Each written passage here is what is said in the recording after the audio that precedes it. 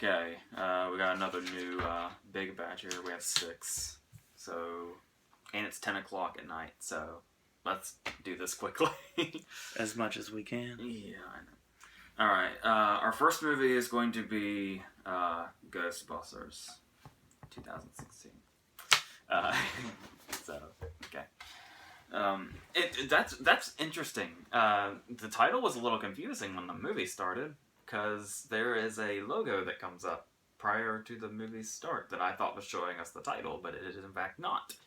It is Ghost Corps? It is Dan Aykroyd's production company. Really?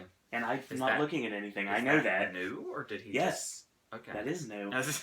It's basically on like the video games and anything involving the Ghostbusters franchise. It's Ghost Corps. At first, I thought it was like a joke, and like he was gonna fly by, and Corps was gonna turn into Busters, and it's like, just kidding, that title, and I was confused. So, okay. And I believe this was a title for the movie at one point too, when they were going to go through with it.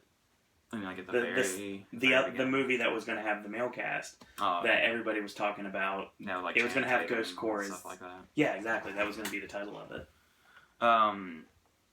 Okay, so when this was first announced, I was obviously put off immediately by the fact that it was a reunion between Paul Feig and Melissa McCarthy, who had done Bridesmaids, and I can't remember if Spy had already come out when this. I don't remember. Don't forget Kristen Wiig. She was in Bridesmaids hold on. Okay. But it's for The Heat as well. Is the two of them. And I believe this was prior to when Spy actually came out. Which, of course, I like Spy a lot, and I don't much care for Bridesmaids and The Heat. I don't hate them, I just really don't care for them. Spy made me look at Melissa McCarthy differently as an actress and what she could be capable of, given the right stuff to work with. And so I was and yes, as we said, I'm not a Kristen Wiig fan at all either. Whether she's trying to be funny or whether she's trying to be serious, I have just never been a Kristen Wiig fan. Skeleton Twins? Never. Bill Hader was much more of much more of the focus for me on that. I'll give you that. But she was fine. It's just I've never been drawn to her. Nope. So and then just throw in the other two real quick. I do like Kate McKinnon a lot. She seems to be widely known as one of the best current Saturday Night Live members there are now, and she's got that particular sketch she does with she was abducted by aliens, and like Cecily Strong and Ryan Gosling, and which is really, really funny. And she did a second one too that's not as funny, but still funny. And when she does like the talk show circuit and stuff like that, she's really, I just like her a lot. She has a good personality. Leslie Jones, I had heard a lot of terrible things about. Like, a lot of people say she's like one of the worst SNL cast members in history of the entire show. Ooh, that's saying a lot. And the fact that I guess she always does the same character. I had no idea who she was going into this, because I don't like really watch SNL unless it's like something really special going on. Yeah, exactly. The same thing I do. The only thing I really know her from was I saw the Louis C.K. sketch at Sprint, the Sprint store, where he was talking black. That's pretty much the only grasp I had on her, and then I guess I heard that people hate her because what she did in that sketch is, I guess, what she does in every sketch. So, needless to say, I was concerned about this movie. So, it begins, and in a comedy, you kind of know. I mean, sometimes it can start off kind of bad and then kind of win you over, but most of the time, you can kind of tell by the first joke where a comedy's going to go. And the first joke in this movie that I caught, there might have been. It seemed like a long time before we got to some kind of humor, funny line or something. Right. When the dude's giving the tour. But I'd say, unless I missed a line or something, the first joke is the whole him talking about the woman whose ghost is supposedly behind that door, and he's kind of, it's just a line in passing about like, it's gonna sound stupid when I say it and bad, but I don't remember exactly what the line is, but something along the lines of God must have been drunk when he made her or something. Yeah. And that was the first funny line that they were throwing in there, and it didn't fall flat. I mean, I wasn't like laughing hysterically, but I was like, huh.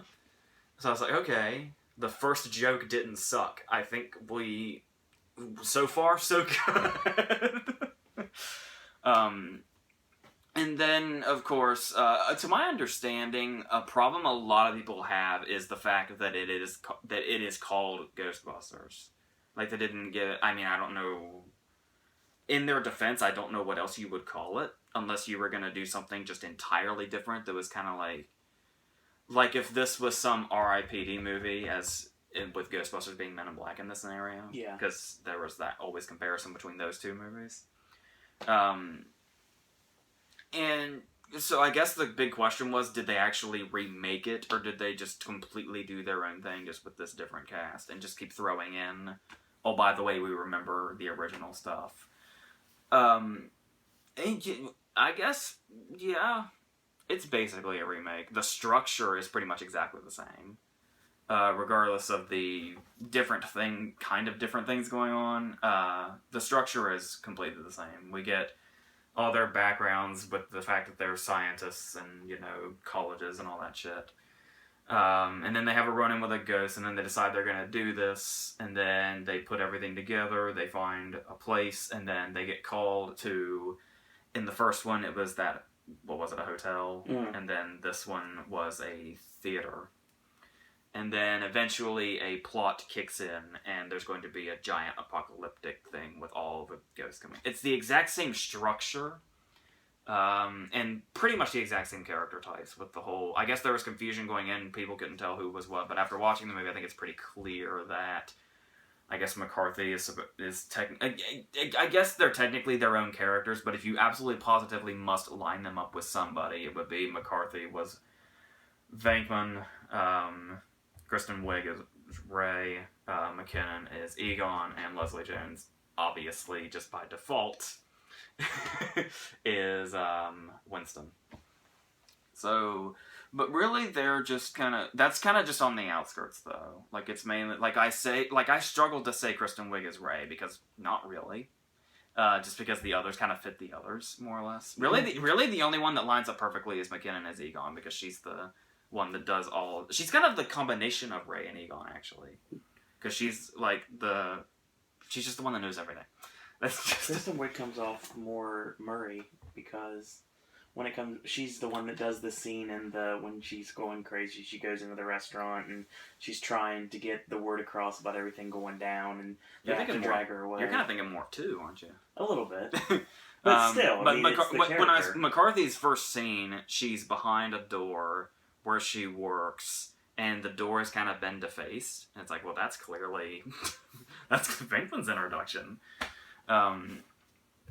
But it's not defaced to, against her the way Venkman's door was, but this... Yeah, you could just tell. It was supposed to be similar to Venkman's introduction. Now, the big question was... okay, there were so many big questions. I'm not even sure which one to start with, but... I guess I should just start off immediately as far as what I thought of this as a whole, and then I will go into why that is. The thing about it is, people are going into this movie angry. Or people are going into this movie the other extreme, and thinking that people are hating it for the wrong reasons. It's just a mess with what's going on prior to this movie's release.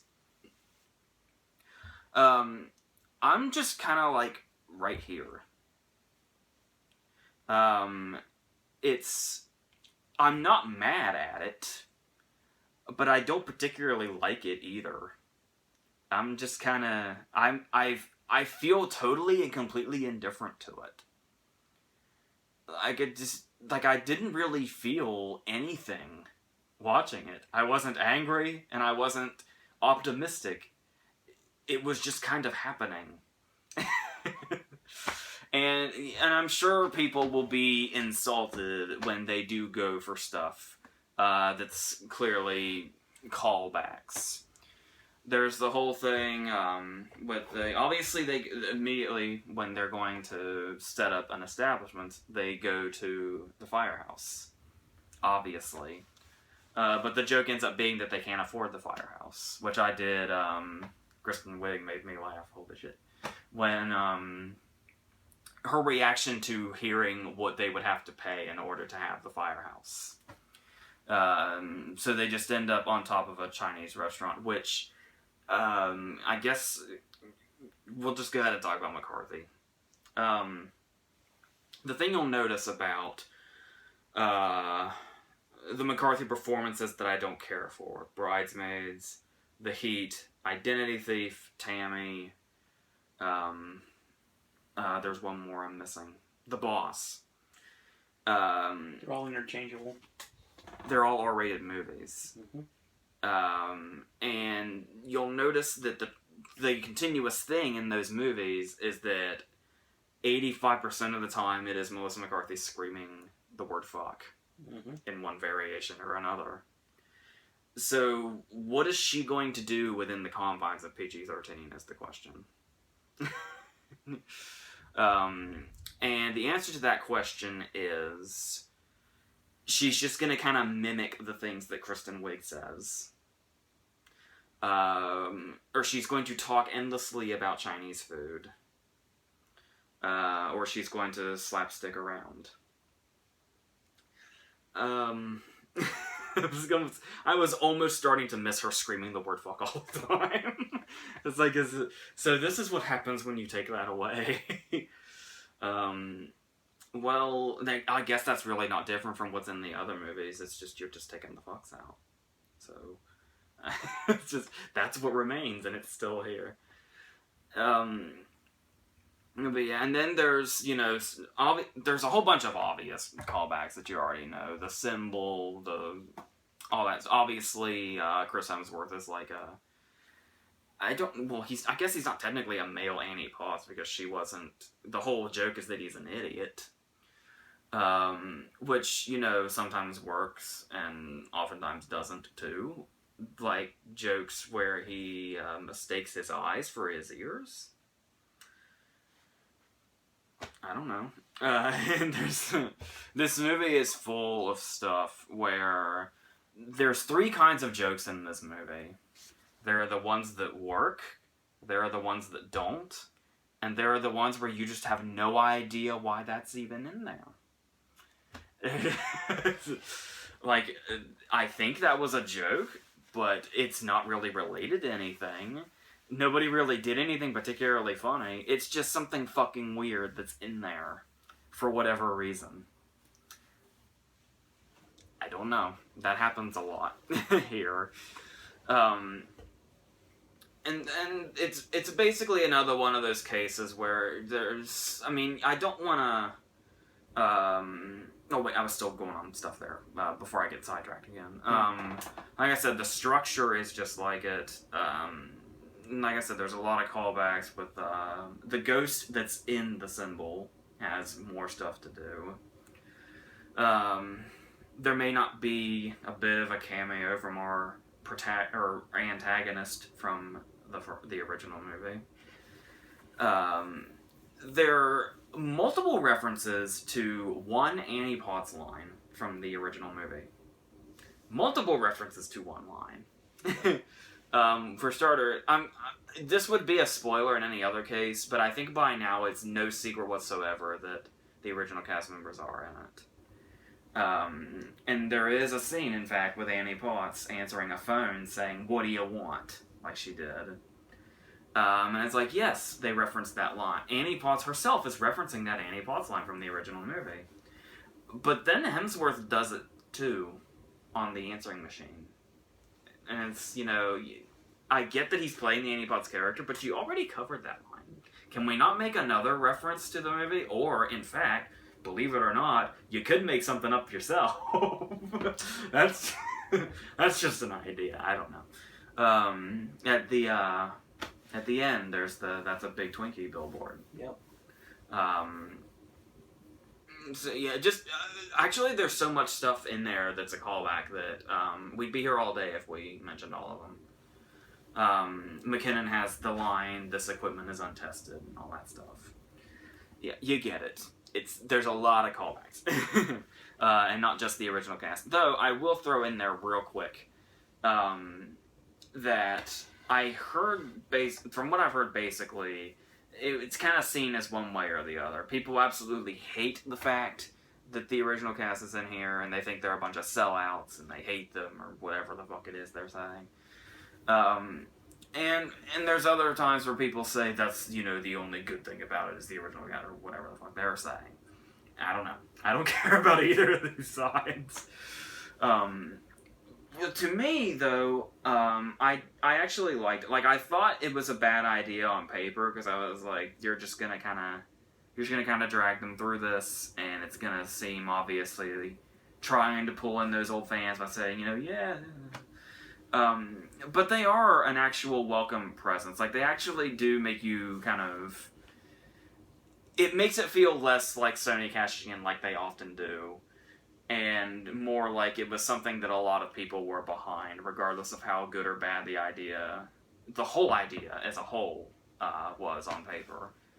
And because the way they were put in there, with Murray being the myth debunker, and Aykroyd being the cab driver, and Ernie Hudson's...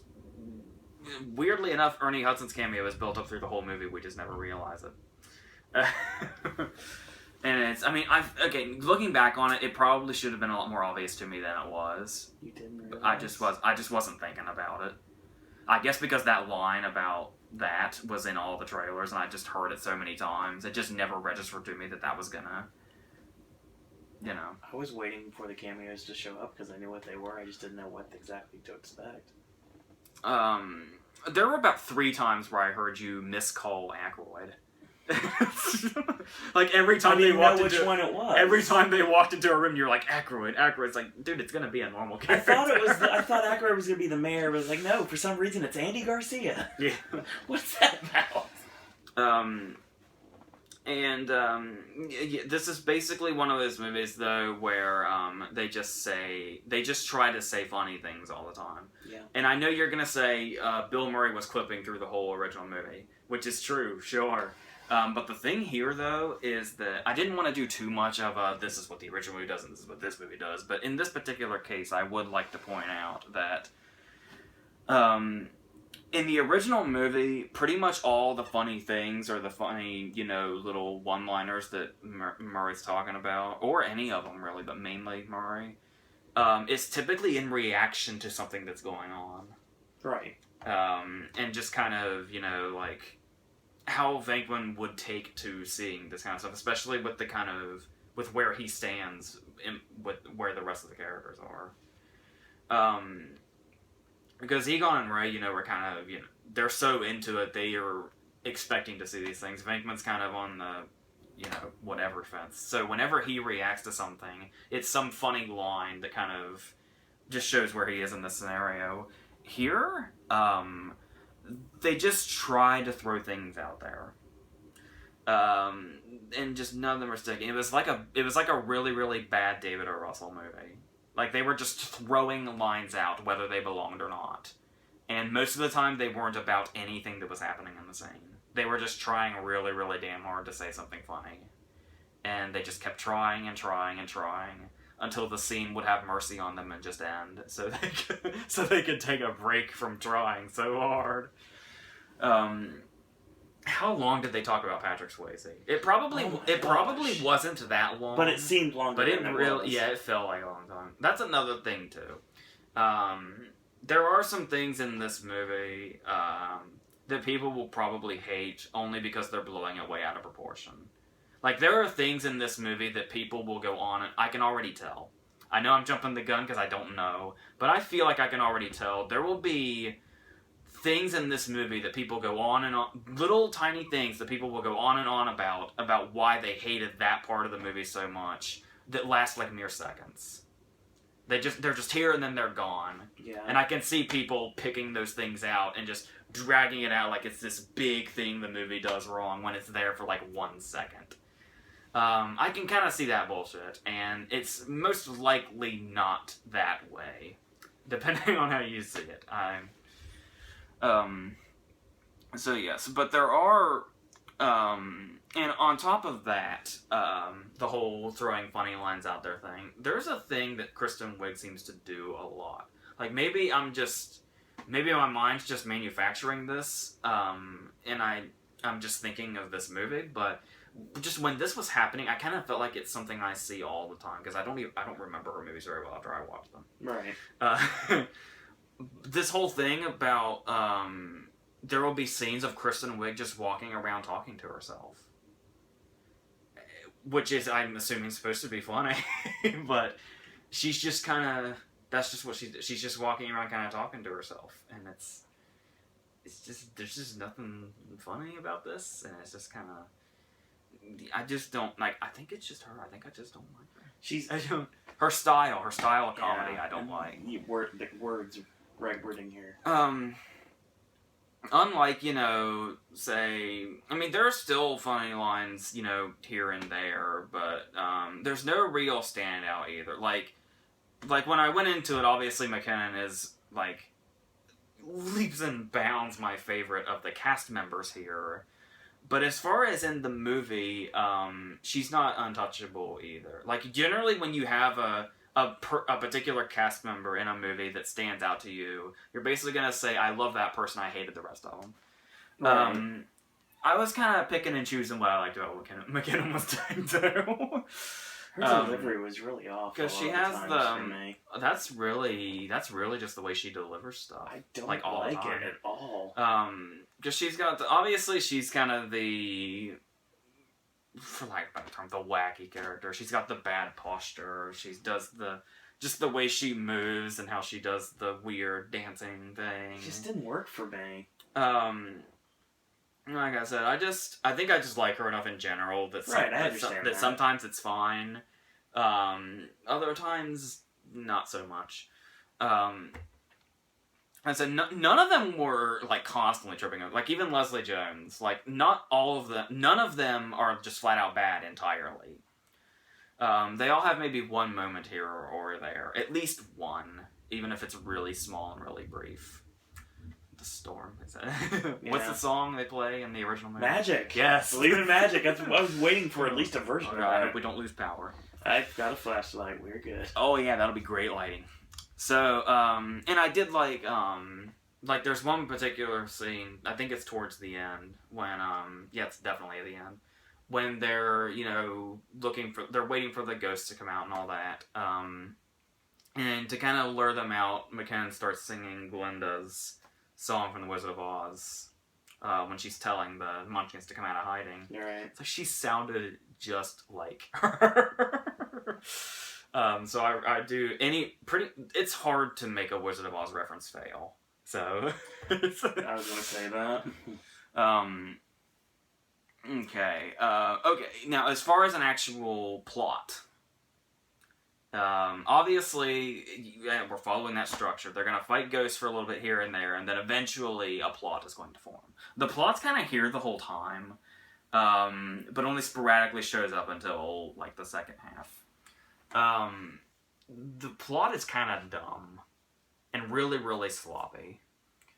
Remember in the original movie about gods and the gatekeeper and the keymaster and how it all kind of tied together? The building was this big thing that was like summoning spirits and shit and was like an opening to whatever the fuck. Yes. There were the dogs, all that stuff. Cool. This is just a dude that is just dropping ghosts in places with these little things that he has. That's like if Michael Stuhlbarg worked at the Tower of Terror is what this guy reminds me of. And we'll get to Michael Stuhlbarg later. Oh, okay, fair. And he's not in this movie, but he's in a later movie. Yes. In case some Michael Stuhlbarg fan out there was like, he's in this, I'm watching this now. I was getting vibes from him, but this character. So that's really dumb. And then but sometimes the climax I think is kind of cool. Specifically the old New York thing, where it's almost like, what is it, like the ghost of New York itself? Yeah, basically. And it turns everything into what, the 70s? Because we said like Taxi Driver references and Fists of Fury on the marquee, and that's really cool. And when they come back, they have white hair, obviously, because of that. So. And the ghosts are not bad either. The designs, like I I kind of heard half and half. Some people were giving it shit. Some people were saying, okay, that's cool. Yeah, especially at the end. And some of them are kind of legitimately, creepy looking. It somewhat reminded me a little bit of like the end of the first movie. I know that's what they were shooting for, and then we'll talk plenty about the first movie later. Yep, very soon. And so yeah, it's really just like all this kind of just adds up to. That's. I feel like Charles Dance is everywhere nowadays. I know he's not, but it feels like he I brought is. that up in the last review we did with him, man. Yeah. He's whatever back. that was. It was Me Before You. Yeah, I know, because I just read my notes. So, yes. That's honestly all I can say. If somebody were to stop me on the street and say, what did you think of the new Ghostbusters? The only response I can give them is to shrug. I just whatever. It's whatever. What do you think about the theme music? I don't know a lot of people are like mixed about it. It's Fall Out Boy and Missy Elliott. I know. And there's also a post-credit scene, which I didn't know about. I was waiting because I figured you were wondering why I was still sitting there. I was just kind of sitting there, really. I was waiting for a Harold Ramis reference. I wasn't sure. I was hoping there would. I wasn't sure if they were going to do one or not, so I was just kind of waiting to see if they were going to just put his name up there, and they did. But there is also an after-credit scene. And so, yes, this after credits scene, without telling you too much, if you care or not, is basically we're kind of reaching that point of, doing their own thing and remake, like, assuming this goes on the way Sony wants it to, which is kind of hard to gauge at the moment. There's a lot of mixed right now. I'm assuming, regardless of all the hate it's been getting prior to its release, just in general, just the kind of thing that it is, I think it'll still do relatively fine. It should make its budget back, at least. Because it's clear. I mean, with Sony, you can never tell. Oh, yeah. They may say, yeah, we're going to make this a franchise, and then they'll just give up. Because that's what Sony does. Hate that. Because it's clear now that should they go on, we might very well be in total complete remake territory, depending on what they do. So, it's however you want to take that. So yes, I just don't really care either way. I don't emote towards this movie. There it is. I have no comment. Okay, our second movie. Speaking of not emoting, wow, that ties together really well. Speaking of not emoting, our second movie is Equals, which is, it's a very small movie, because A24 put it out. Oh boy. And typically A24 puts out really, really good stuff. Oh yeah. But not today. Ooh. Equals is a kind of futuristic sci-fi romance thing starring Kristen Stewart, who I love, and Nicholas Hoult, who is great too. Right. However, the director, the mind behind the movie, is the guy that brought us two other movies. Uh-oh. Those movies are Like Crazy and Breathe In. Anton Yelchin, you were great, and we loved you. But I cannot talk about Like Crazy unless I'm saying I fucking hate Like Crazy. I hate that movie so much. And Breathe In was his follow-up to that, which was kind of a similar Forbidden Love thing with Guy Pearce and Felicity Jones. Another movie which I didn't hate it, but I was not big on at all. That I really barely remember anyway. And so this is his new one. Basically continuing this trend. This director seems to be promising to a lot of other people, because a lot of people really love Like Crazy. Mm. So, good for those people, and good for him for having those people. Okay, when this movie begins, immediately, I like to give movies a chance. And I would like for you to know that it did... I personally feel like it had a fair enough shot to avoid this. But I will just say that it was not long at all after the movie began that I turned on this movie so hard. Because like I said, this movie supposedly is like just basically Kristen Stewart and Nicholas Hoult. And it's basically... There's a lot of things here. Because pretty much a lot of my reviews have turned into... It's unfortunate, I know. I'm just as bored as you are talking about it, as you are listening to it.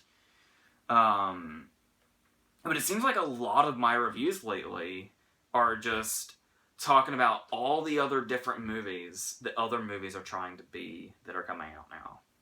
And there are so many already existing movies in equals that it is fucking ridiculous. It is absurd that this movie even got made, and not one person backing it looked at it and said... There are like 5 movies in this one movie that people already know. Why are we fucking making this? What is the point? It's set in this...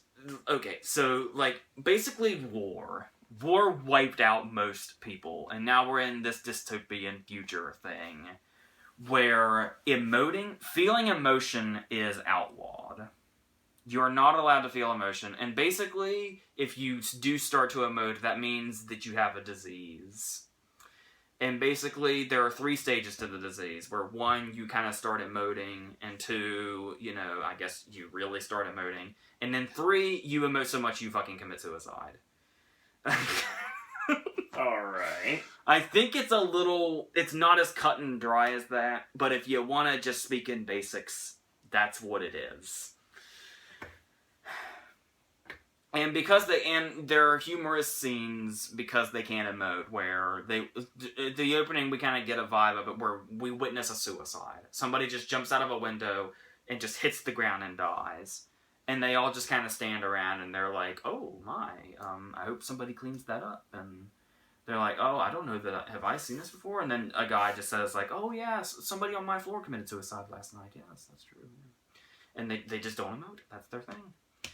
The story, of course, turns into Nicholas Hoult gets the disease and starts emoting, and Kristen Stewart has the disease, but she's hiding it. So they both are emoting towards each other, and they love each other now, but they have to hide it from the future, or they're gonna be like taken off and lobotomized or something. You can tell by the way I describe it how much I'm really into this movie. But the thing, okay, look, there are a lot of movies like it that aren't bad movies. A real vibe it was giving me is a movie that, like, just came out. I saw a lot of The Lobster in this movie.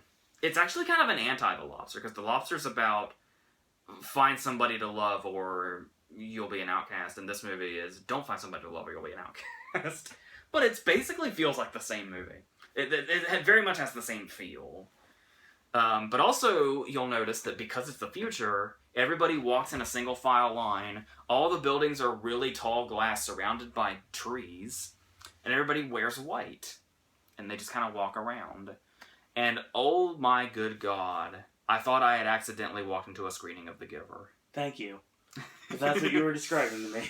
Good God. It was absurd how much this movie looks like The Giver. Just in appearance. I mean, story too. Wow. But I mean, just the look of it. Alright. Just...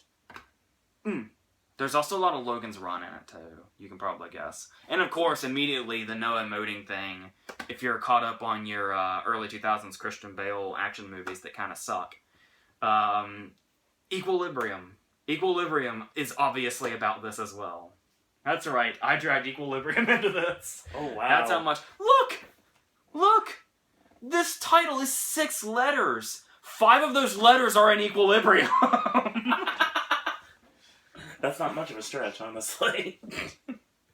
Usually you're grabbing for straws, but this I'm with you on. You are the straw grabber, motherfucker. I always have a goddamn point. I have a point too. I just don't make it on here. Okay.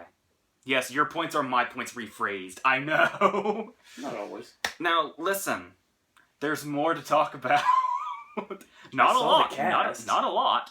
There's, Guy Pearce comes back, obviously. I guess they're really like working on Breathe In together, even though it's, I wouldn't be surprised if they were falling asleep on the set while they were making it, but whatever. Jackie Weaver is like a medic that's kind of in between this whole thing. These are like the few people they're kind of letting in on this, oh my god, I love Kristen Stewart, what do I do? There is, Belle Powley is one of them. What's her name?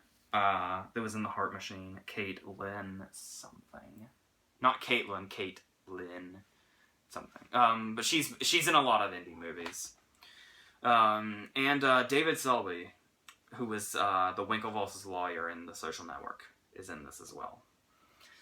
But the problem is that you have these really great actors in here, starting with Kristen Stewart and Nicholas Hoult, and then you've got fucking Guy Pearce, who is incredible, Oscar nominee Jackie Weaver, who we all love, two-time Oscar nominee Jackie Weaver, who we love, because we just talked about that last week. And of course you put them in this movie where you cannot emote, where you are like physically unable to unless you have a disease. You will kind of notice that this movie sounds a lot more like an acting exercise than it does the plot of a movie. Like, just imagine, like, say Nicholas Hoult and Kristen Stewart are, like, back in acting school. I don't know if they ever went there, but, because I know Kristen Stewart has, like, family in the business, but let's just assume they went to acting school. They're going back there now. And they're in the middle of this college auditorium. And there's a dude wearing a scarf and, like, thick glasses, and he's saying, okay, guys, here's what you're going to do. You're in this world, okay? You're in this futuristic world, and you just love each other so much, you cannot get enough of each other. But if you show emotion, you will probably die. It feels a lot more like the setup to an acting challenge than what should be an entire movie. Or an improv. Go. And obviously they both have a very tricky thing to do here because of this. Particularly Stewart, because she's supposed to not be emoting. Shove your Twilight jokes up your ass. Kristen Stewart is supposed to not be emoting, but she actually is emoting, but she's hiding that she's emoting. That's a tricky thing for an actor to do, and for the most part she does it well. And then Holt is obviously, basically emoting when he's never emoted before, and it's like something he's not even used to, and he's also kind of trying to, there's a lot going here that's great for actors, but, that's the problem, though, is obviously doing this, you have to be really, really damn subtle. Like, really, really subtle.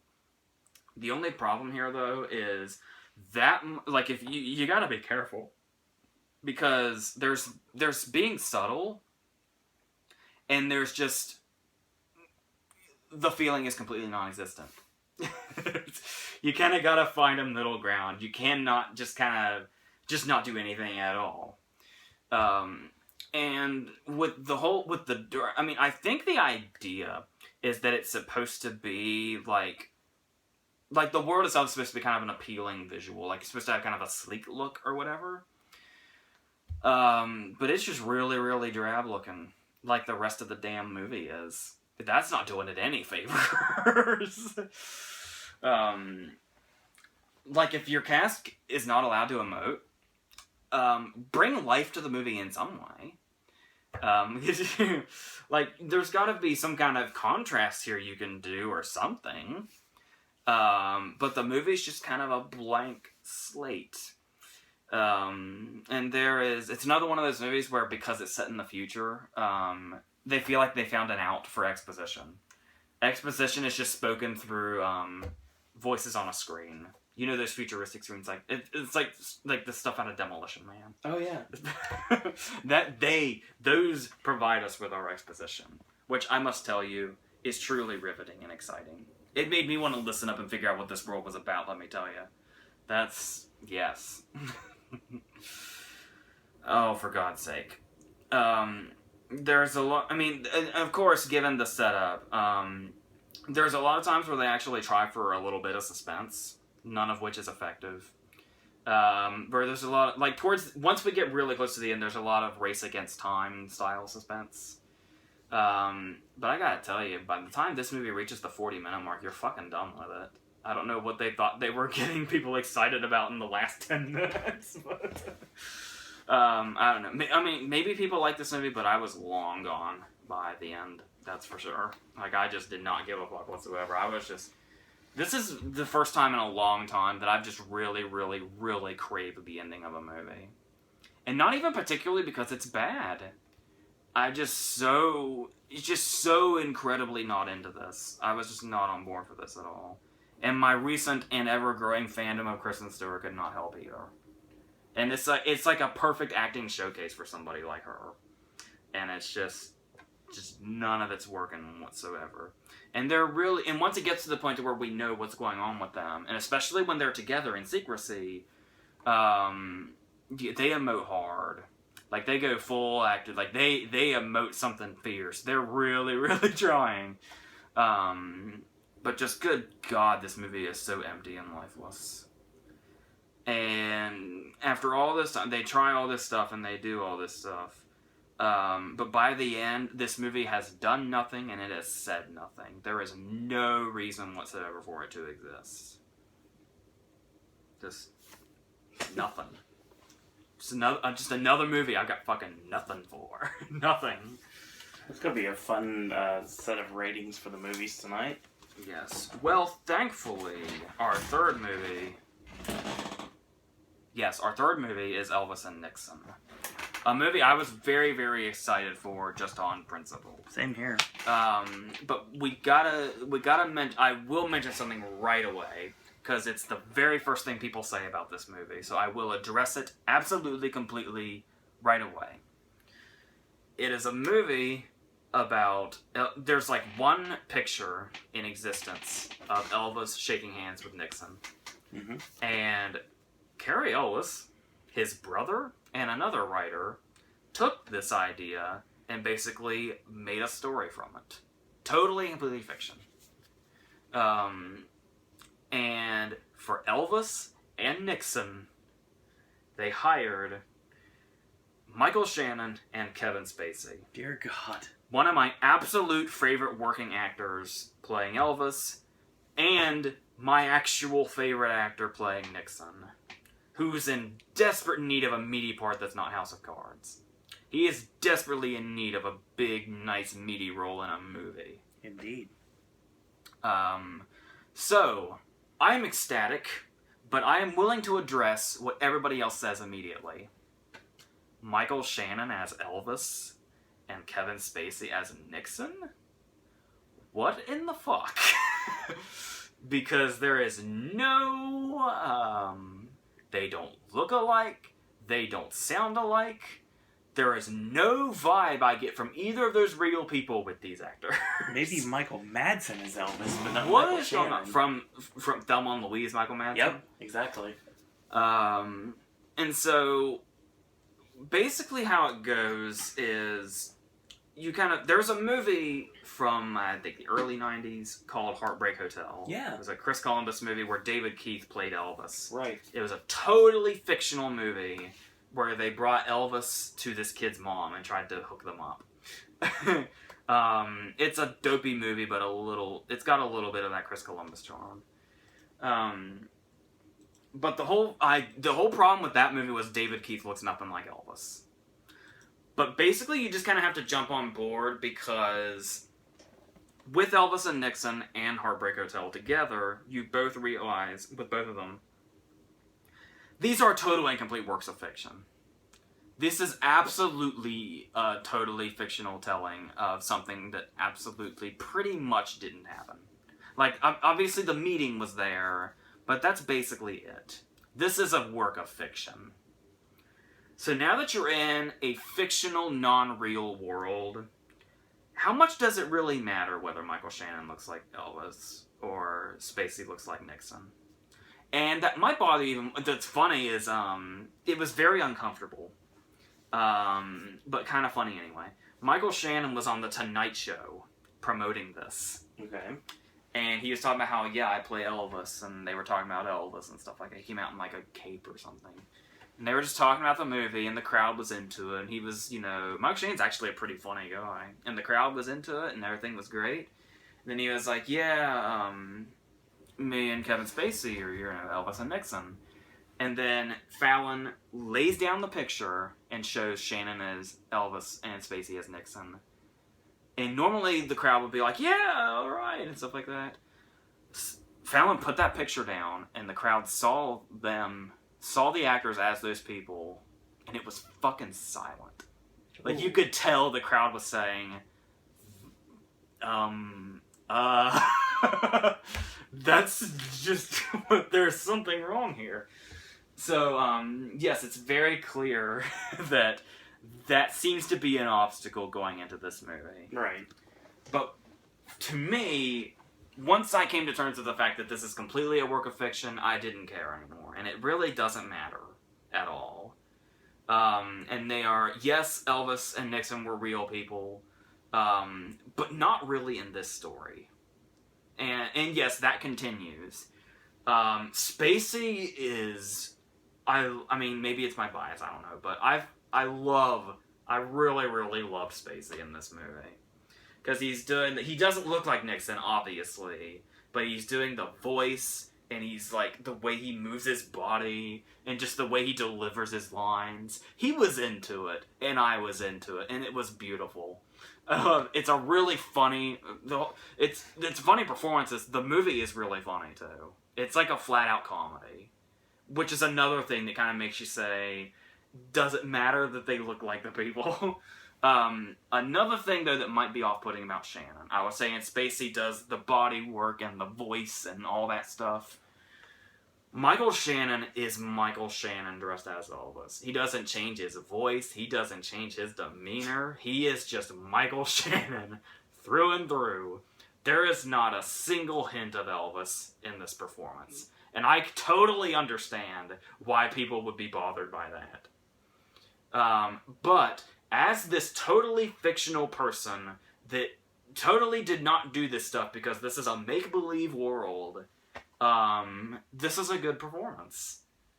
Because he does just the right amount of emotions, he's funny, he does the deliveries right. It's basically, I guess it's like what I said about Nicole Kidman and Grace of Monaco. It's like, it's a really good performance if you don't pay attention to the fact that she was playing Grace Kelly. If you completely dismiss the fact that Michael Shannon's playing Elvis, it's a pretty good performance. It just might be extremely off-putting that it is just Michael Shannon dressed as Elvis. That's all. Still Michael Shannon, though. And they, and like, I noticed it immediately, too. Because, like, I don't recall off the top of my head what Elvis sounds like laughing. I watch his movies all the time because they're just so happy. I love his movies so much. They're so stupid, but I think that's why I love them. But they're fun. They're just so happy. They make me so happy to watch. But the opening scene is we're in Elvis's little place, just one of his rooms in his place in Graceland, and he's watching Dr. Strangelove and he's laughing. Michael Shannon has a really distinguishable laugh that nobody else has. Yeah.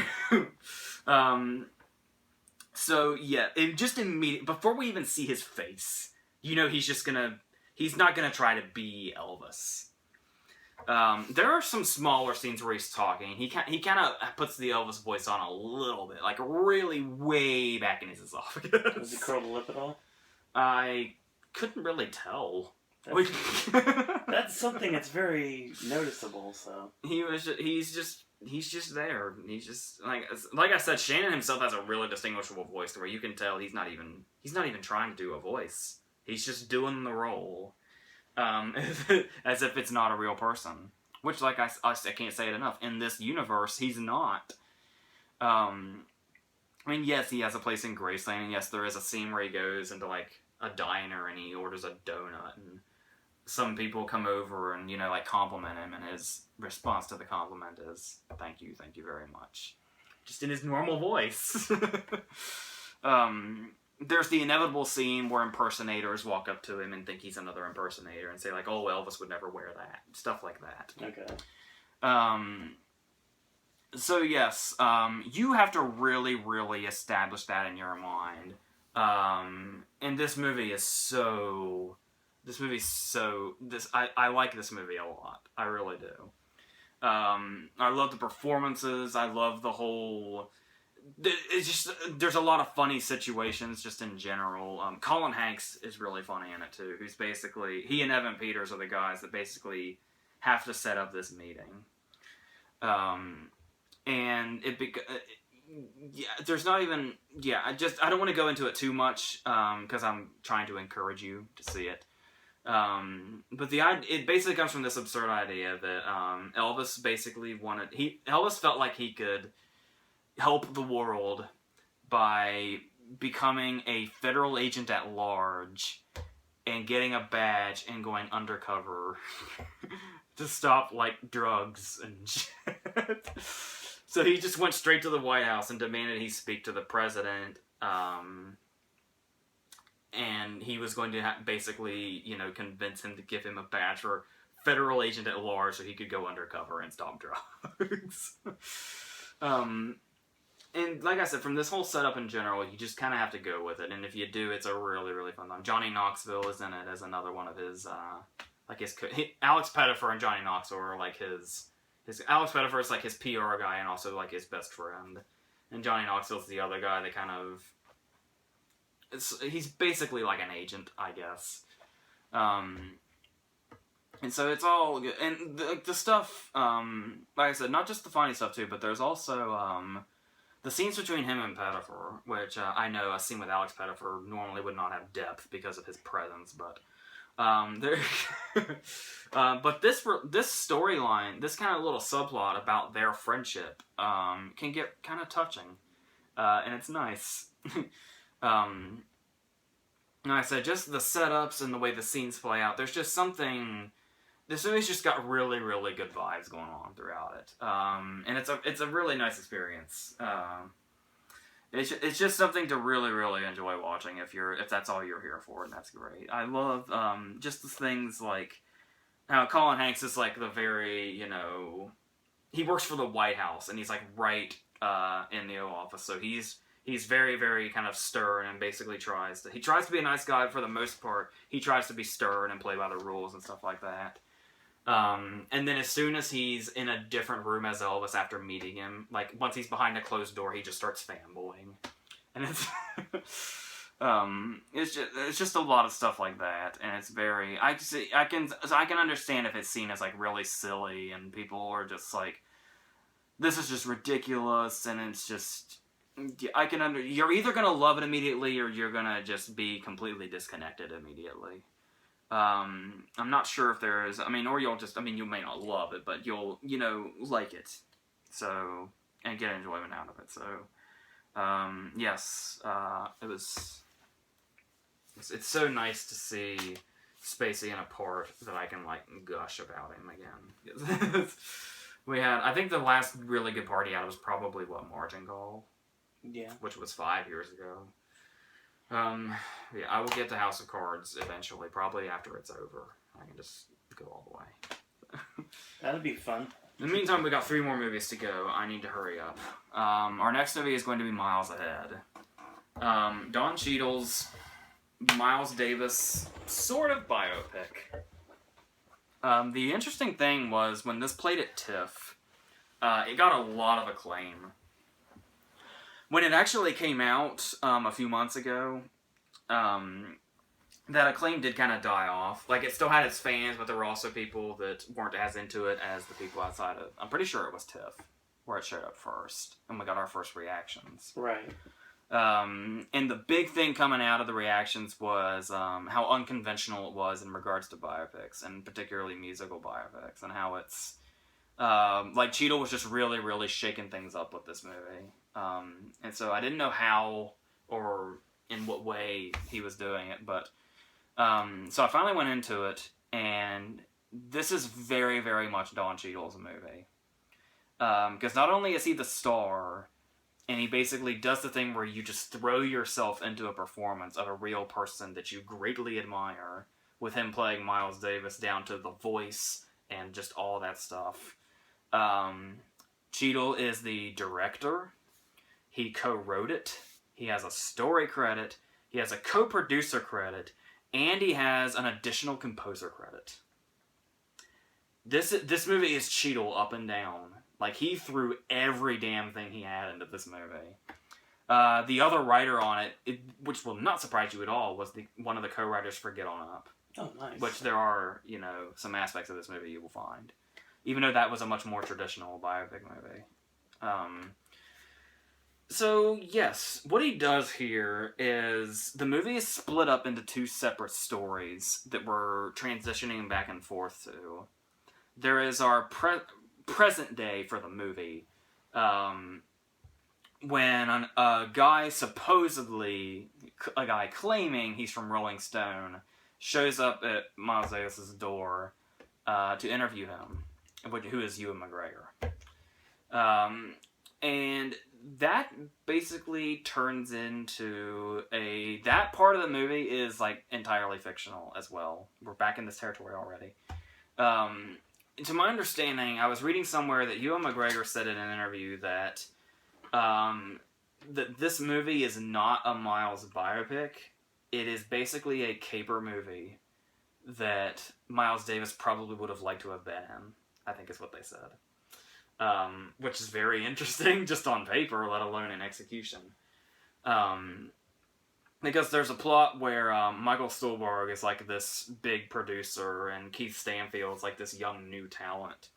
And it takes a long time to get there, but the basic plot of the movie is they get a hold of this demo that Miles has just recorded, and they steal it, and Miles and Ewan McGregor have to get it back.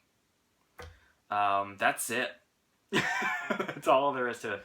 But then the other half of the movie is Miles' early days, when he first met his wife, who Emma Rinaldi is playing. Frances Taylor.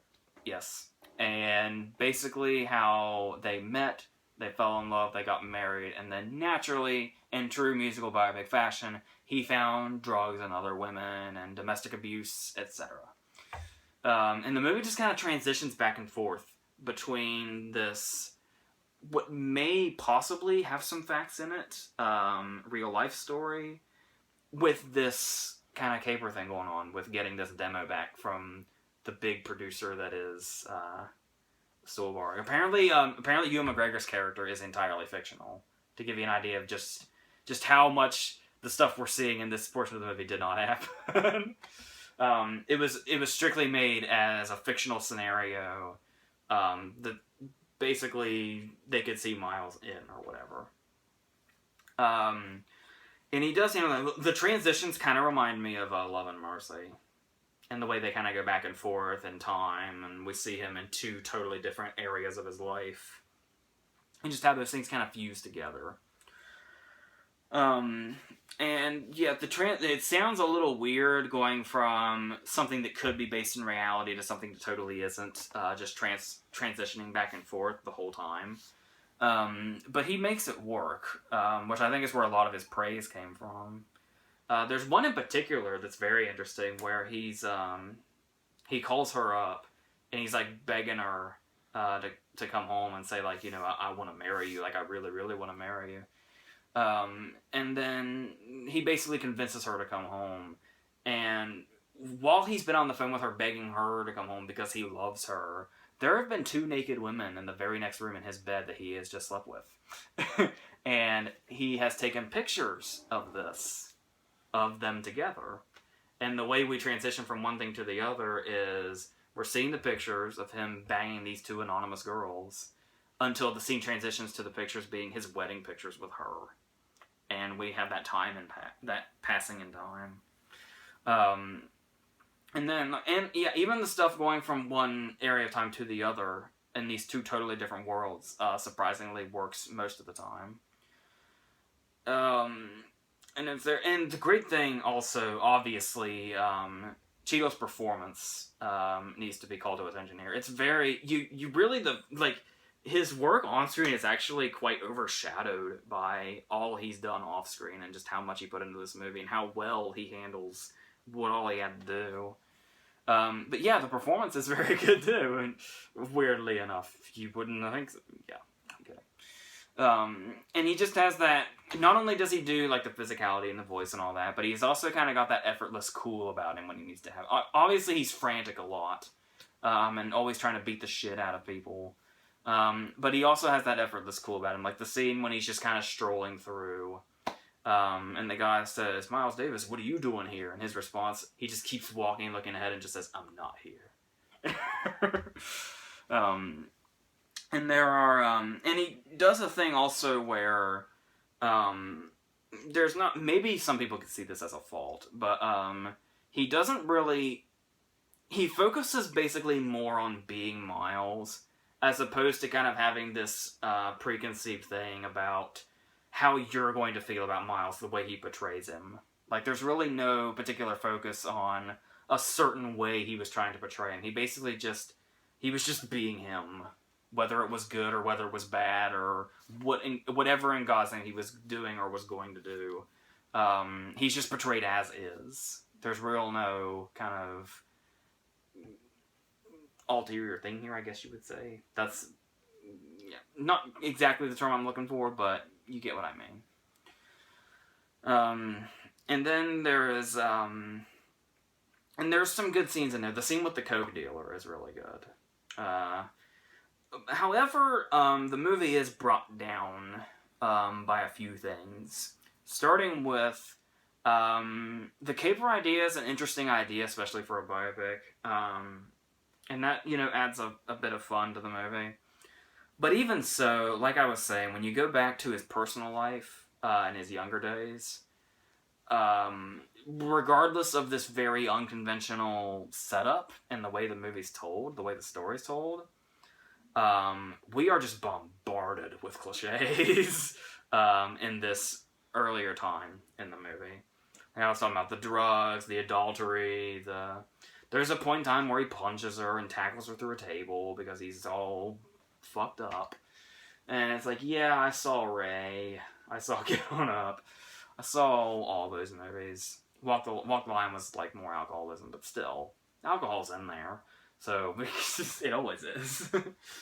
And then I was talking about the plot, about trying to get the demo back.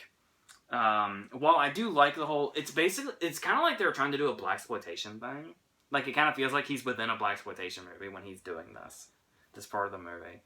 But the storyline, it basically just makes that portion of the movie feel like one episode of a TV show. You know how when you watch one episode of a TV show and it's very, very basic, and we just we have our setup for the first half, and in the second half, we get a little exciting, but it's a very, very simple plot that's solved very, very simply. That's it. That's all there is to it. And if done right, that can be fine, but here it just kind of, I don't know, it just felt very, very, I don't know, a little to a fault, kind of easy to get to the point, and we get there there's not really a whole lot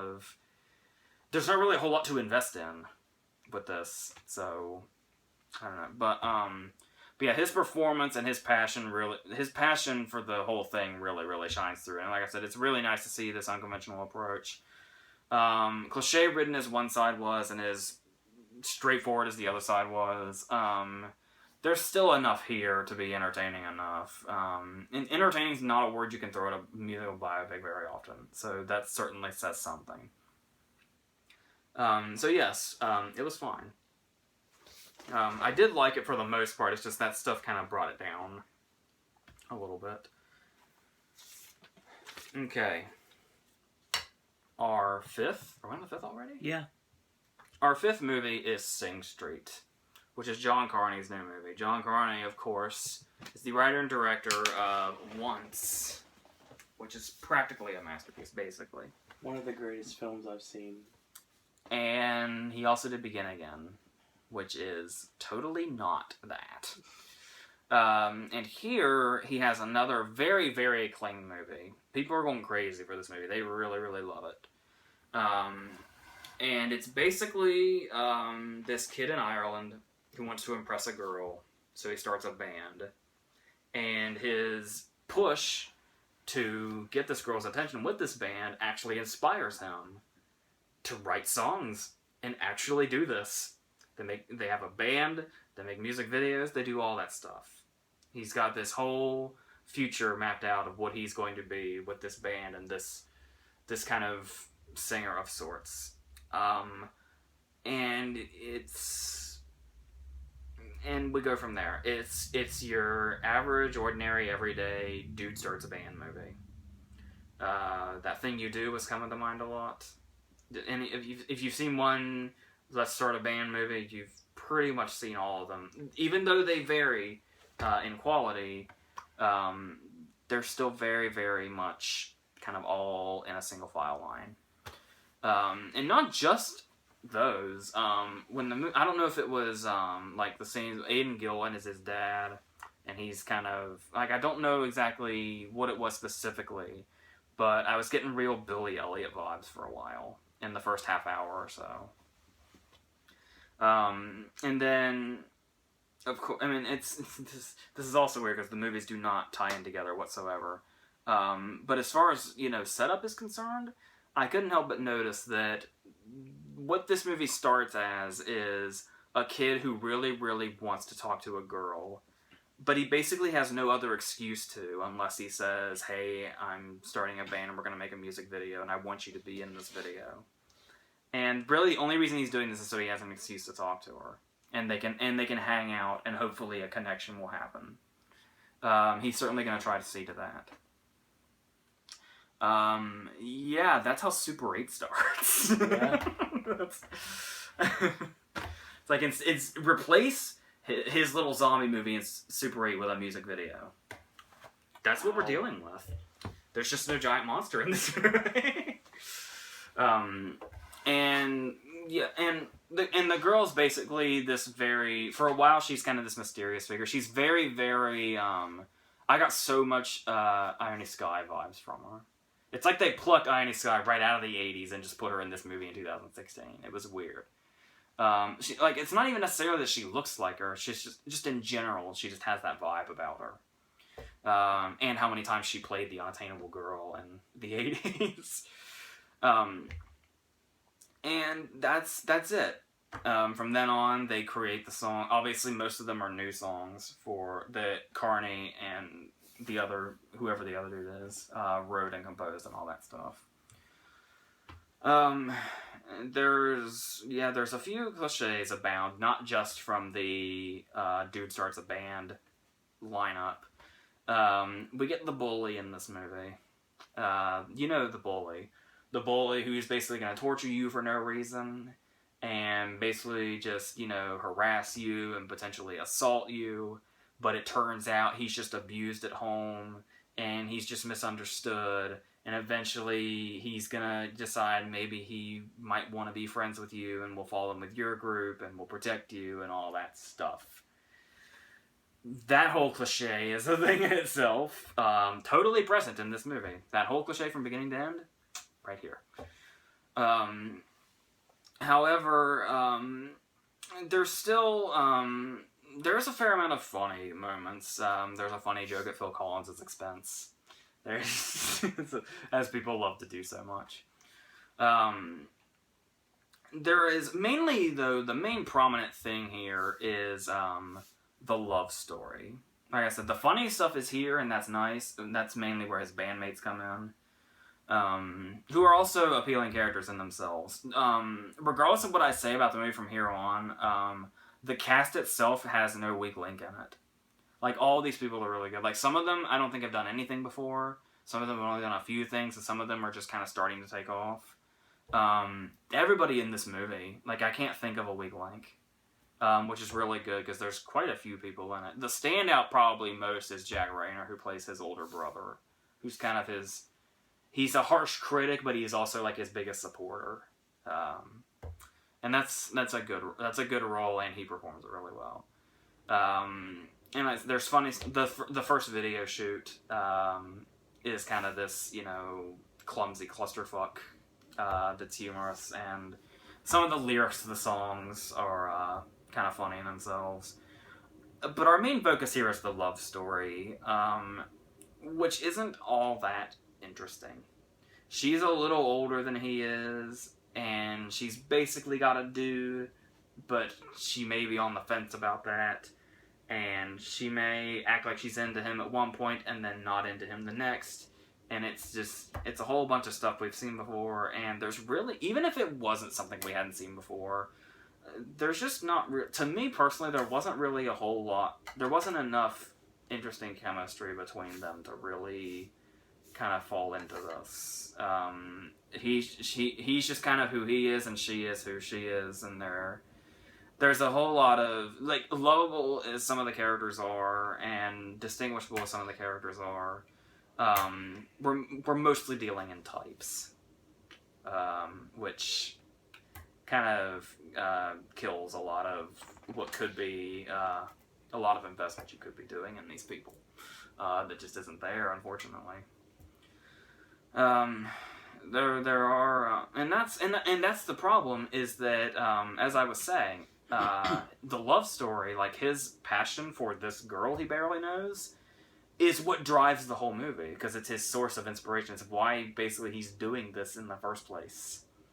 And I just wasn't really feeling it too much. But it's still, there's enough juice in this movie to keep it alive the whole time, regardless of some of these things holding it down, like the predictable characters and the not interesting love story. Even so, we have scenes like, the performances are really good. One in particular, the one that everybody seems to think is the standout, is the song "Drive It Like You Stole It," which is a really good number where it's he starts off on the stage and there's like 4 girls in front of him for like a crowd. It's probably like 8 people or something, and he basically envisions it as this 1950s call. He keeps name dropping Back to the Future. Like, did you see Back to the Future? It's that. And he basically envisions it as this whole thing, and it's a really, really good number, kind of right in the middle of the movie. Could this be a song contender? And it's potentially, yeah, because I keep hearing it brought up. And that's also a really good scene too, because he has this really, it's obviously this huge fantasy sequence, and then it just kind of stops, and he realizes where he is, and just how many people are in front of him, and it's not as many as he thought. As he was imagining, it's not all the people who he thought were there, who are happy, who are actually unhappy. And it just kind of is, not just for the scene itself, but kind of for the rest of the movie from then on. You realize that he's getting a reality check that he really needs. And that he gets, and it kind of puts the movie in a different perspective, but that's pretty late into the movie. But still, like I said, throughout the movie, there's enough, there's enough energy in it, and like I said, regardless of the types of characters they play, the characters are still likable enough to keep a fire in the whole thing. But I mean, we still fall into cliche land. This is one of those movies where when we get towards the end, it's you gotta get out of here and make something of yourself, and get out of this town and away from the people who are holding you back. It's the whole thing. It's a whole lot of stuff we've seen before. Just with different songs that are really, catchy and upbeat, and most of them. So it's fine. Like, it's fine. I like it more than it probably sounds like just now that I did. But it's, I guess it's, once you've made once, it's, but that's the thing though. I'm not even comparing his other movies to Once. It just so happens that this movie is fine, but falls into a lot of cliche territory, and Begin Again just isn't really that good. I don't know. Maybe we'll see what he has next to offer, but it's fine. It's like people really, really love it, so maybe I'm not the person to ask, but that's just how I feel about it. Our last movie is going to be Exposed. This movie, this review actually is kind of unexpected because this came out in January, and I kind of figured I'd eventually rent it at some point, like for one of those videos where I have to do like 15 at once. Oh yeah, of course. I just kind of throw it in there and talk about it for 2 minutes and forget about it. September. And then I just kind of forgot about it. I just kind of, like put it on the, hey, this movie came out list, and then I'll just, maybe when I come across it, I can do a quick review in a couple of months. So I'm walking through a local video store around here. This movie is brand new. It came out in January. It came out in theaters in January. It's like a record-breaking low box office. Like, it actually made news for how little money it made at the box office. Togo? Like, I think it was like the lowest grossing movie of all time in like some part of the world or something. We would look into this right now. So it came out in January of this year. And so I'm walking through this local video store we have here. Well, movie store. And I come across a DVD of Exposed for $5. It looks like it hadn't even been used. It's been opened, but it doesn't even look like it's been touched. $5 this movie is right now. Oh, wow. And it came out in January. So I was like, you know what? I'll just take it and review it. $5, even if it sucks. $5. I just bought a 2016 movie for $5. It even comes in like one of those little boxes too.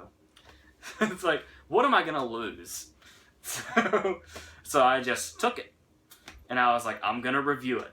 Let's see what happens. I gotta tell you, I told you this over the phone. I'm gonna say it again. Even after watching this movie, I have no idea what the hell it is.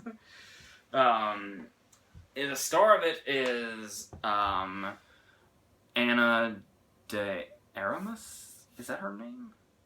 I don't know. I glanced at it on the cover and don't remember what it was. And Keanu Reeves. And the interesting thing about it is that she's got a story going on, and he's a cop, and their lives might come together, and they've got to help each other out. Which is actually a little bit of humorous when you think about the fact that just last year, she was the woman that raped him in Knock Knock. Oh, that's right. And now they're working together. So, and this movie, for the most part, is basically two different movies. Keanu Reeves is a cop, and his partner gets killed. And that's it. It's like a crime cop movie. Christopher McDonald's his lieutenant. All the good stuff. It's just a cop movie. It's a Law and Order episode. That's all that's going on. But then on the other side of this movie, we have her. And she goes down into the subway, and she's just hanging out there, just kind of waiting for her train. And then suddenly, this dude with all white skin, not like white, but like ghost white. Okay. And like white spiked hair and all that, just comes down, and he just floats like a supernatural being. And it's like, okay, this cop movie with Keanu Reeves has a separate plot going on with ghosts in it. And sooner or later, these things might come together. Maybe, very, very loosely. And yes, it's part cop movie, and honestly, really part horror movie. Because it's not just that dude that she sees. There's like this creepy woman that's like all what it's like the Eyes Without a Face mask, and like these really it's creep like it's I'm not just saying that like it's legitimately creepy and supposed to be. Like that's one thing this movie pulled off. There are some scenes in this movie that are legitimately creepy. Maybe to me just because they were so unexpected, because I just thought this was a damn cop movie when I went in. The cover is just the two of them standing there and Keanu's holding a gun. That's like cop movie, obviously. No, it's got fucking ghosts in it. And it's a part horror movie, pretty much. I don't know. I've seen the whole thing. I still don't know. He's going back to Constantine roots. I guess. But that movie has the cover he's standing at, but at least he's got the fucking wings and fire and shit. That gives nothing away that it's paranormal in any way whatsoever. And the thing about it also is throughout the entire movie, she's like a serious religious fanatic. So there's that going on. Like everything she does is like she like relates to God or something, and it's really weird. And he's just trying to find out who killed his partner. And he's looking for, get this, the villain in the movie is Big Daddy Kane. Yeah, that's a name you haven't heard since 2002, isn't it? And I was like I saw that in the credits and I was like, are you serious? Are these credits kidding? Are these credits trying to pull a fast one? Nope. No. Lo and behold, Big Daddy Kane's totally in this movie. So, that's what we have. And as you might guess, this movie is extremely disjointed. Yeah. Would you believe it? And there's just stuff in here that's so... I don't know, because there's still... Keanu is Keanu. This is very much... I'm not sure how Keanu Reeves got this movie, because through and through, just completely 100%, this is such a Nicolas Cage movie. This has Nicolas Cage written all over it. And okay, if Keanu's gonna be the new Cage, I might be a little on board for that. Because we have they're just doing crazy shit now just because, like, you look at this and you're like, how did he even end up in this? I'm going to be totally and completely honest with you. I have absolutely no idea why this movie is called Exposed. Wow. I have no idea. Well, it had a different title originally, though. Just looking at the title, Exposed, just screams that. What was the original title? Have you looked that up? Yes, I can. There is, and I will just say, okay, this is something you can probably grasp. This actually might make a little more sense. Every now and then, you know what the movie feels like? Fallen. Like it looks like it with the poster itself. Like, then, when I get Fallen vibes from this movie, it kind of all starts to make sense. Because Fallen did that almost flawlessly, combining cop movie and supernatural movie. I know because I just reviewed it. The title makes sense. What is it? Daughter of God. Okay, it doesn't exactly roll off the tongue, but it makes sense in the movie. And well, depends on what God you're talking about. Well, it makes more sense than Exposed just by hearing you talk about it. I don't know what Exposed means in this context. And the director, I don't know if you know the name. Okay. Go ahead. There's one scene where she's talking to her boyfriend, because he's off, he's been shipped off, he's in the military, and they're talking like through Skype or video chat or whatever. And he's like, oh, come on, just one more time. And off camera she goes, okay. That's the only time anybody is exposed in this movie. That is the only thing the title can be referring to. Wow. That's... Wow. And speaking of that, maybe I'm being a little too spoilery here, but come on. Tragedy strikes in this movie. Suddenly.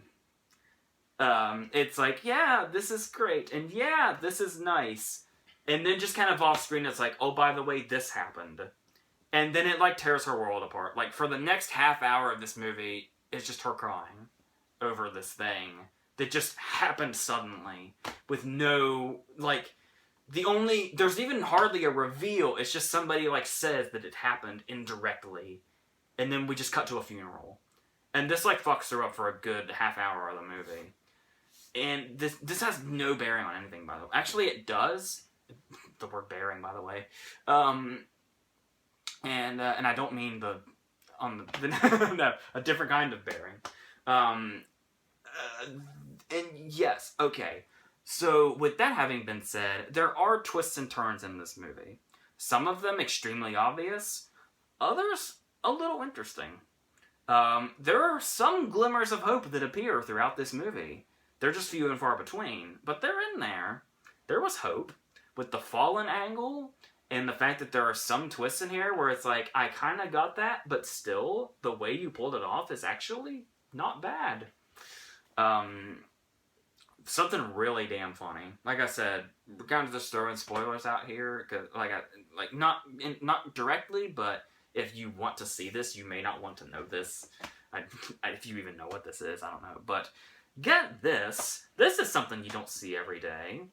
I was able to figure out where a big twist was going to be. A very big twist, like one of the big twists. There is the big twist. But there is a very substantial twist in this movie that I knew was coming. Do you know how I knew this twist was coming? It's spoiled in the rating. Oh, wow. When it says rated R4? Yeah, that's a damn spoiler. So, yeah, I don't think I've ever seen a movie spoiled by its rating before. That might be something new. And that's the thing, is when you see, like I said, these two plots together are so disjointed. Like, even though you know eventually they're going to combine and something will happen here to join them, even though the back and forth is so drastic, the movie's almost impossible to get into. Like, it's just like the whole time you're just watching the movie going, I have no idea. I just have no idea about anything right now. This movie is just... I don't know. This movie is just draining my will to just comprehend anything. I don't get it. But like I said, though, there are some glimmers of hope. There's one scene in this movie that is really legitimately sad. That Keanu plays really well. They ruin it, of course. But while it lasted, it was really damn sad. After his partner's death, Keanu is an absolute outcast to all his cop buddies and everybody on the force. Keanu has no friends. The only person he's in contact with is his dead partner's wife, who is Myra Sorvino. He has so many weird names show up in this movie. I thought Christopher McDonald was in the credits, too. Yeah, it's like Christopher McDonald, Oscar winner Myra Sorvino, Big Daddy Kane. Where are we headed with this cast? What is that? Okay, but here's the thing. Everybody in the world hates him. So there's this scene where his daughter, he gets a hold of his daughter, who's being kept from him by his wife, basically, or his ex-wife. He hasn't seen her in a long time. He barely sees her when he does see her. And his daughter says, "Did you have a good birthday, Dad?" And it's like, you can like see him like remember, like, oh shit, my birthday did go by. And it's like, oh, that's sad. But then he doesn't want his daughter to know that everybody hates him, so he comes up with this story with almost tears in his eyes where he's like, yeah, at the station, they got me a cake, and they surprised me, and I was like, oh my god, this is so sad. But then he hangs up and he goes in full Keanu mode and just starts screaming and flailing, and it's like, oh man, you really fucked up that beautiful moment. It's like, wow, I got that was really sad and heartbreaking without him having to flail his arms and scream like he was at the end of Knock Knock. Like, I love the last thing we see in Knock Knock before the words directed by Eli Roth is him looking up at the sky screaming, no! Yeah, he brought that performance back.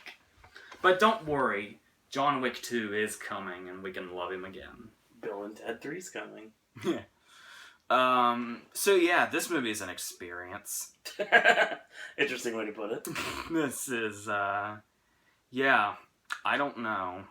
I feel like you have to be drunk or stoned or both to know anything that's going on here. Hence why you were clueless. I guess. I don't know. It's kind of fun, though. It's kind of fun to just watch a movie where you're like, because it's so poorly put together is why you're lost, so you can't, commend it. But it's kind of fun to be that goddamn lost watching a movie. Fair point. It's like, what is going on? The movie clearly doesn't know, and I don't either, but, it's kind of fun to just try. Because they're not. They don't give a fuck. It's like, if you try, it's a little fun for you. It makes watching a bad movie a little fun. So, but like I said, I wouldn't even call it an all-and-out bad movie, because there's some good stuff in there. Just really, really briefly. So, yeah. It's good we don't do averages when it comes to star ratings on these videos. I'm fine with that $5 spent. That means I can watch it anytime I want to and try to fucking decipher it. I probably never will till the end of time. But damn it, I can try again sometime. Exactly. Alright. Okay. So that ends another edition of AJ's Movie Reviews. Before we give our ending to the video and tell you guys what's coming up this weekend and next week, we need some starter amounts. Okay. Ghostbusters. 2. Equals. 1.5. Elvis and Nixon. 3. Miles Ahead. 2.5. Sing Street. 2.5. Exposed. 2. Alright. Next week, Star Trek Beyond, Lights Out, Ice Age, and... I should have just worn this shirt next week to see what kind of comments we got. Yeah. And we're going to be watching another wondrous documentary from Dinesh D'Souza. Is that what his name is? I always forget it. I think I try to forget it. I just call him Mike Collin and we end it that way. Sorry, the guy looks like Michael Cole. That's how it works. So, this week is official Ghostbusters weekend here on the Podcast Network. Tomorrow, I will finally be drinking Ecto Cooler. So, stay tuned for that. Sunday, your brand new Versus. You know what one movie is. Now, what's the other one? So, give you a hint. I tried it before and hated myself for it, so I'm doing it again. Because that was the worst video I ever made. That's the reason why it doesn't exist on the channel anymore. If it ever did in the first place. Anyway. Well, the only way I got you to take it off was you said, you gotta do it again. Exactly. It's like, fine, I'll just wait for Ghostbusters to come out. So, that's going to lead to Gaming with Ash returning on Monday. We have a Raw podcast on Monday night, a SmackDown podcast on Tuesday night talking about the draft, and Wednesday Wrestling podcast on Wednesday night. Of course, we have 11:30, 10, and 10 as the start times. Sip and Snack Random Flavors returns on Thursday, AJ's Movie Reviews on Friday, Saturday, Sip and Snack Original, and Sunday, Brand New Versus. I believe your cryptic comment is Girl Power? I'm sure there's something better. But, yeah, for now it's Girl Power. It'll probably change. So that being said, I want to thank you guys and girls out there for watching. Check out the Podcast Network on Twitter at Podcast Network. Check out our Zazzle store at Podcast Network and our Facebook fan page at Podcast Network. The Horror Nights podcast are now available on iTunes, it's Stitcher. 11:30, dude. Hurry up. I know how to finish, okay? iTunes, Stitcher, and Google Play, so check them out. So that being said, thank you guys and girls out there for watching. AJ, any parting words? That's it.